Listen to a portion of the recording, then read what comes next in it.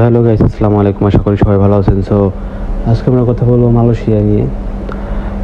আপনারা জানেন যে মালয়েশিয়া বিগত কিছুদিন আগে আর কি আপনার নতুন করে শ্রমিকের আবেদন করা হয়েছে, সেখান থেকে অনুমোদন হয়েছে যে মালয়েশিয়া নতুন করে লোক নেবে, কিন্তু সব ক্ষেত্রে নয়। এটা শুধু হচ্ছে প্লান্টেশন খাতে বা কৃষি খাত বা পাম বাগানে যেগুলো গাছ থাকে ওইগুলা। আশা করি বুঝতে পারছেন। তো আমাদের হিসাব করে দেখলে দেখা যায় যে পার্শ্ববর্তী দেশগুলো, ইন্ডিয়া আছে, নেপাল, এসব দেশগুলোতে যেমন আসার জন্য ৮০-৯০ হাজার টাকার ভিতরে হয়ে যায়, কিন্তু বাংলাদেশ থেকে আসলে অনেক বেশি লাগে।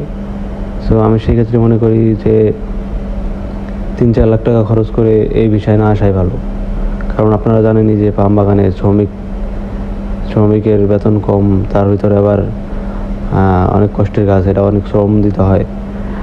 এটা আপনারা ভেবেচিন্তে আসবেন। যারা আসতে চাচ্ছেন তারা, আমার মনে হয় ১-১.৫ লাখ টাকার ভিতরে আসলে পরে হয়। তার ভিতরে আপনার যদি মনে করেন ওই কাজ অনেক কষ্টের, সবাই টিকতে পারে না। যারা আসতে চান তারা আসতে পারেন, আমি বলবো না যে আসেন না, কিন্তু আপনারা একটু ভেবে দেখেন যে ৪-৫ লাখ টাকা খরচ করে যদি সাপের, আপনারা তো জানেন পাম বাগানে অনেক সাপ থাকে, তো এই সব কাজের ভিতরে যদি আসতে চান আসতে পারেন, সমস্যা নাই।